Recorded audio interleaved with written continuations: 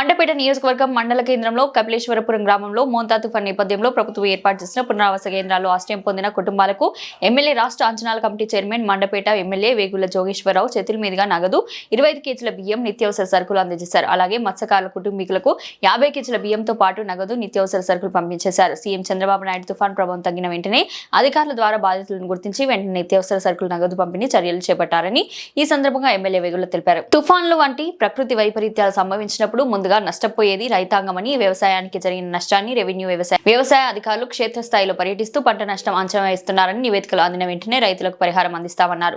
విపత్తుల నిర్వహణలో సీఎం చంద్రబాబుకి ఎవరు సాటిరారని మరోసారి రుజువైందని ఎమ్మెల్యే వేగుల ప్రశంసించారు. ఈ కార్యక్రమంలో సర్పంచ్ సాకా శ్రీనివాస్, మండల టీడీపీ అధ్యక్షుడు బి సత్యబాబు, పువ్వుల చిట్టిబాబు, పార్వతిన, మురళి కృష్ణ, తహసీల్దార్ శ్రీనివాస్, ఈఓపీఆర్ డిబి వరప్రసాద్, మండల పరిషత్ ఏఓ రాజేంద్ర ప్రసాద్, ఎంఎస్ఓ పద్మ, కార్యదర్శి శివ చక్రవర్తి, విఆర్ఓలు, ప్రజాప్రతినిధులు, కూటమి నాయకులు, లబ్ధిదారులు తదితరులు పాల్గొన్నారు. మన గౌరవ శాసనసభ్యుల వారికి నమస్కారము. అదేవిధంగా మన వేదిక మీద ఉన్న పెద్దలందరికీ నమస్కారం. ఈ విధంగా ప్రస్తుతం మనం ఈరోజు ముంతాన్ తుఫాన్ కారణంగా ఎవరైతే మన పునరావాస కేంద్రంలో ఉన్నారో వాళ్ళందరికీ మనము ప్రభుత్వం ప్రకటించిన 25 కేజీల బియ్యం కార్యక్రమం ఉద్దేశించి మనకి సర్పంచ్ గారు ఒక నిమిషం మాట్లాడేసిన తర్వాత సార్ మాట్లాడతారు. అందరికీ ఖచ్చితంగా మనం అధికారులు అమలు చేసి రేషన్ షాపు డీలర్లు కూడా దాన్ని సహకరించాలని చెప్పి వారు కూడా మనసారా కోరుకుంటూ మరి ఈ రకంగా ఈ రోజున మరి మీ అందరినీ కలిసి అవకాశం కల్పించినందుకు ధన్యవాదాలు తెలియజేసుకుంటూ అందరికీ నమస్కారం. జై హింద్.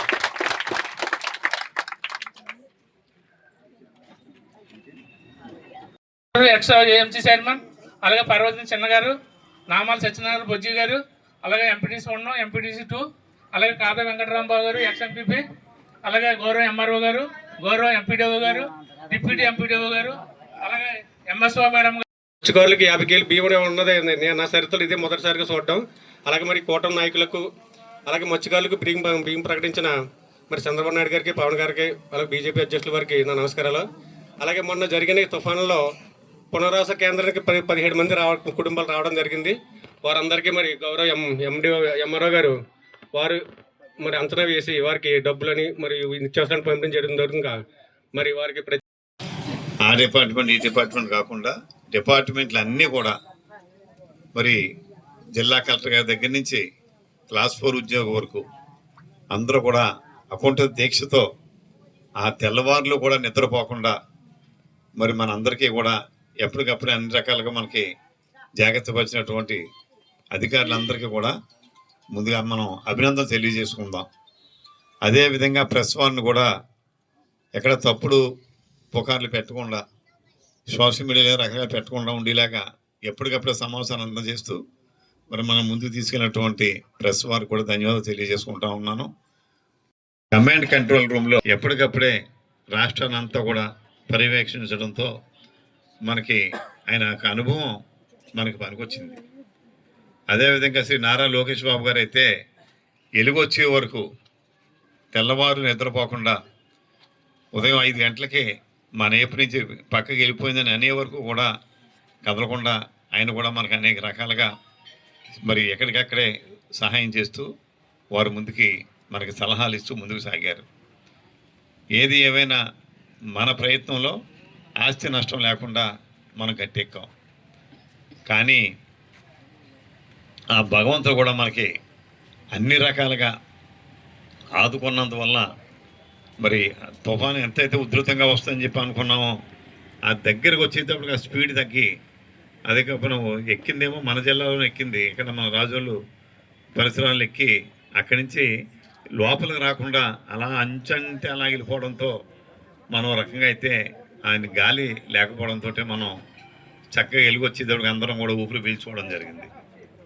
నిజంగా దానికి మనం అందరం ఆ భగవంతుడు కూడా మనం కృతజ్ఞత తెలియజేసుకోవాల్సిన కనీస బాధ్యత అందరి మీద ఉందని చెప్పి కూడా తెలియజేస్తూ మరి మన ప్రభుత్వం మరి ఇబ్బందులు పడిన వాళ్ళందరికీ కూడా అన్నీ చేయలేరు. కానీ ఏదైతే మనకి తాటాకు పాకలు అదేవిధంగా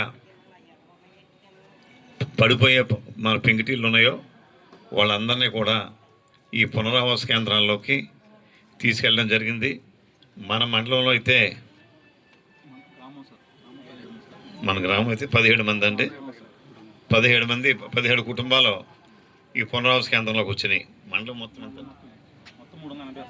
మొత్తం మండలం అయితే 386 కుటుంబాలు. నియోజకవర్గం అయితే చాలామంది ఉన్నారు. 25 కేజీలు బియ్యం, కేజీ కందిపప్పు, కేజీ పంచదార, కేజీ ఉల్లిపాయలు, కేజీ బంగాళదుంపలు, 1 లీటరు పామాయిల్.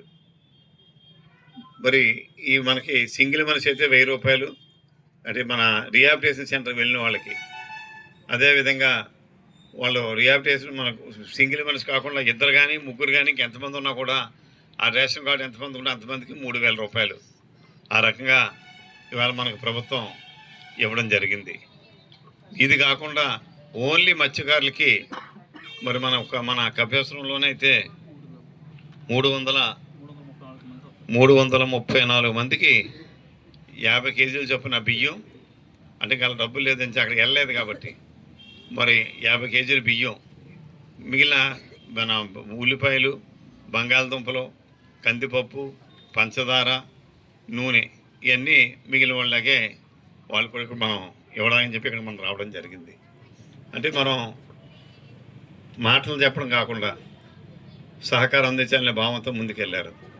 అన్నింటికన్నా కూడా ఇబ్బంది పడుతున్నటువంటి రైతాంగం ఇంచేదంటే అహర్నిశలో కష్టపడి సరిగ్గా మనం 1 నెల లోపల కోతలకు వచ్చే సందర్భంలో చేలన్నీ పడిపోయి, ఆ పడిపోయిన చేను కూడా మరి మనకి వర్షం రావడంతో ఆ పనుల మీద నీరు వెళ్తూ ఉంటే కిందదేమో గింజ పాలు పోసుకున్నదైతేమో మనకి మొలక వస్తూ ఉంది, కొంత అయితే ఇంకా పాలు పోసుకోలేదు అక్కడక్కడ. అంటే అన్ని రకాలు కూడా రైతాంగం పూర్తిగా దెబ్బతింది. ఆ రైతాంగాన్ని కూడా ఇవాళ మన ప్రభుత్వం నిన్న ఇవాళ కూడా సర్వే చేస్తూ ఎక్కడికెక్కడే దీన్ని ఏ రకంగా మనం రైతాంగాన్ని ఆదుకోవాలన్న ఆలోచనతో మన ప్రభుత్వం, మన కూటమి ప్రభుత్వం, శ్రీ నారా చంద్రబాబు నాయుడు గారు, శ్రీ పవన్ కళ్యాణ్ గారు కలిసి మన ప్రధానమంత్రి శ్రీ నరేంద్ర మోడీ గారి యొక్క నాయకత్వంలో మరి కేంద్ర ప్రభుత్వాన్ని నివేదిస్తూ మరి అన్నీ కూడా రైతాంగాన్ని కూడా మనం ఆదుకోవాలని చెప్పి ఇక్కడ ముందు ఆలోచనతో ముందుకు సాగుతూ ఉన్నారు. రోడ్లు పోని, ట్రైన్లు పోని, వంతెనలు పోని, చాలా చోట్ల మరి మనం ఎక్కడికి వెళ్ళినా కూడా చాలా అస్తవ్యస్తంగా అయిపోయింది. ఈ అన్నింటినీ కూడా సెంట్రల్ గవర్నమెంట్ ఆదుకోవాలని చెప్పి కోరుతా ఉన్నారు.